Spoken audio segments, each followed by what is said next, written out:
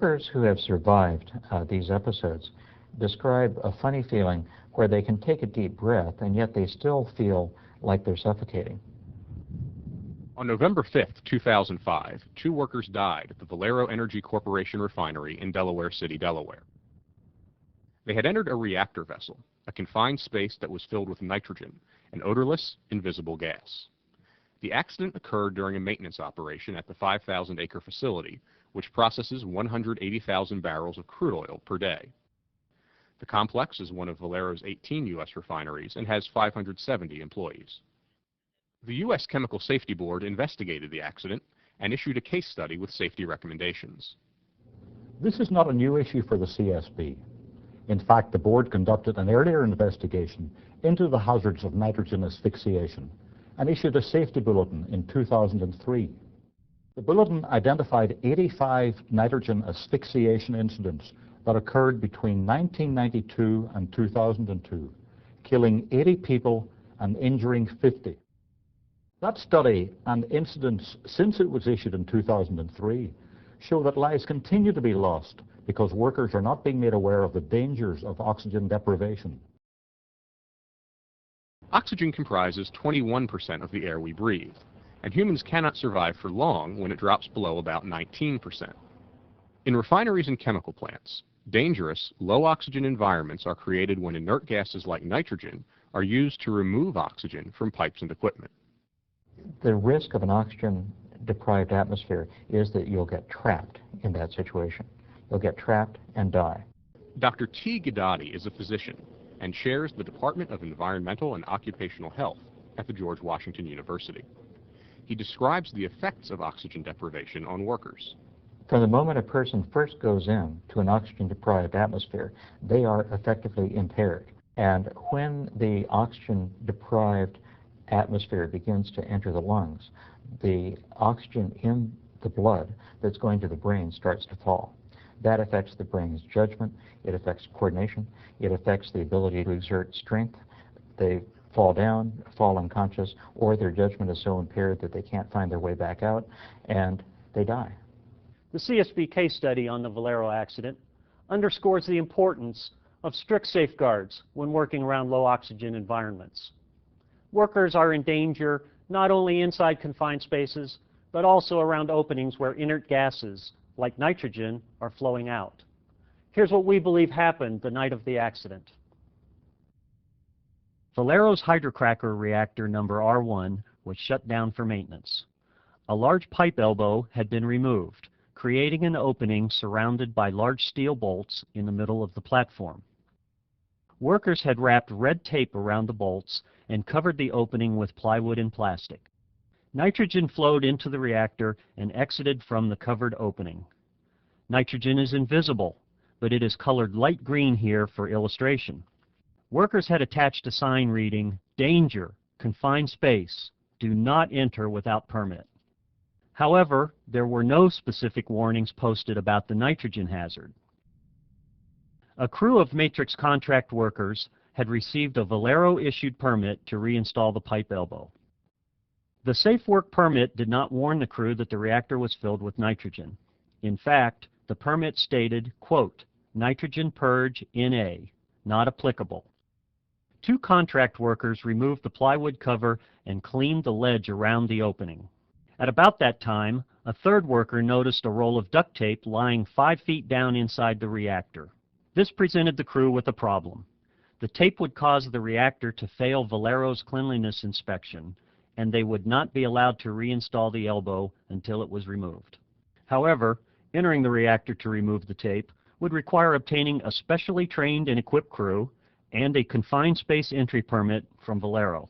That process would take many hours and delay the installation of the elbow, which was to be completed before the end of the night shift, now half over. In addition, the crane needed for lifting the 5-ton elbow into place had just become available for a short period. To avoid the long delay, one worker stood near the opening with a long, flexible wire and made several attempts to hook the tape.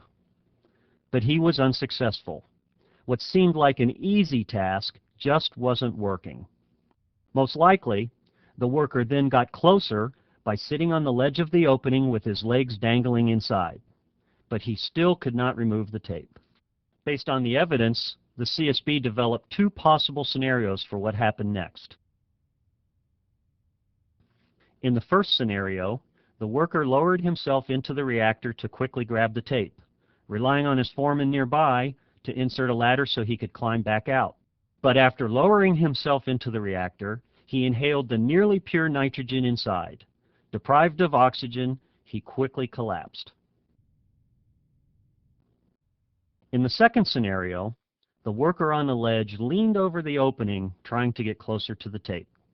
At that point, he either accidentally slipped into the reactor or he breathed in the oxygen-deficient atmosphere just above the opening, lost consciousness, and slid in.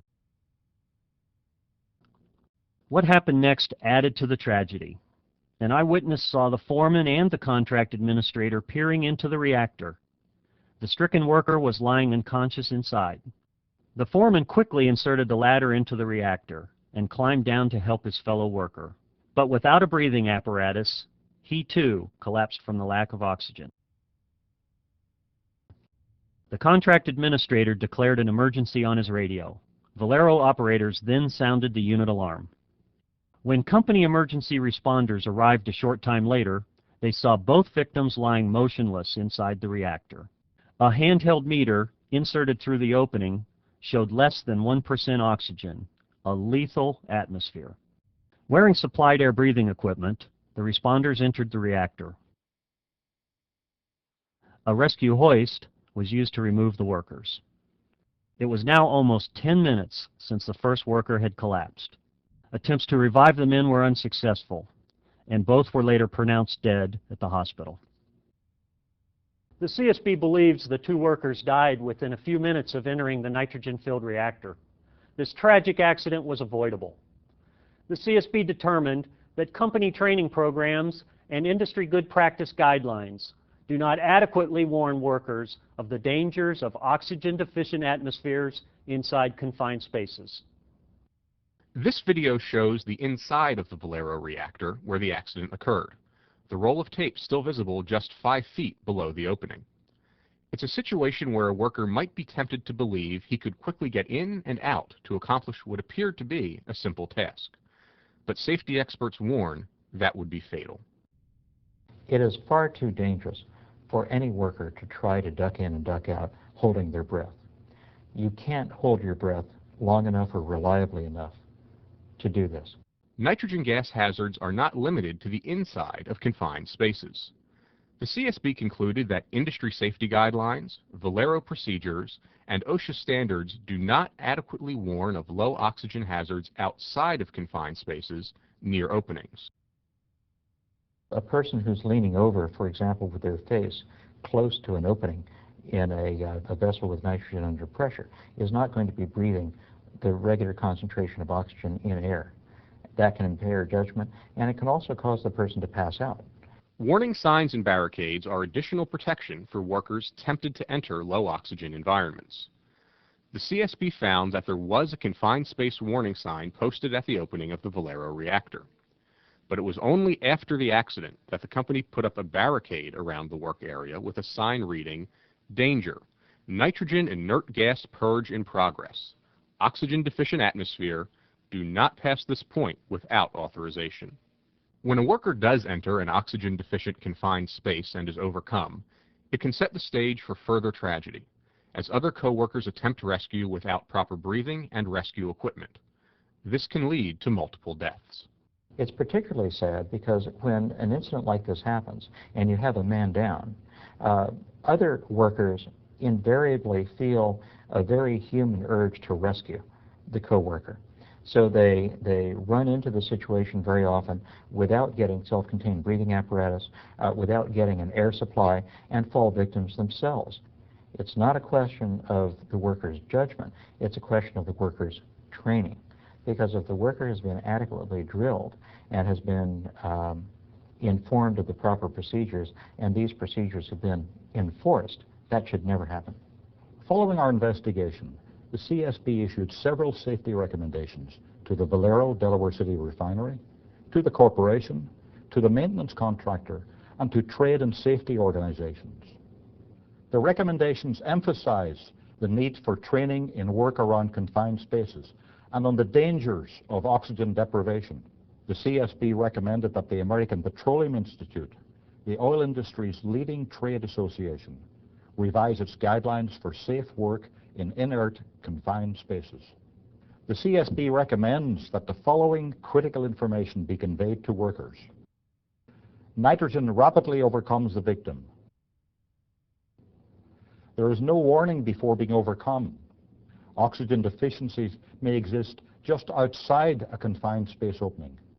Any personnel attempting rescue must strictly follow confined space entry procedures to avoid further loss of life, and use warning signs and barricades where appropriate.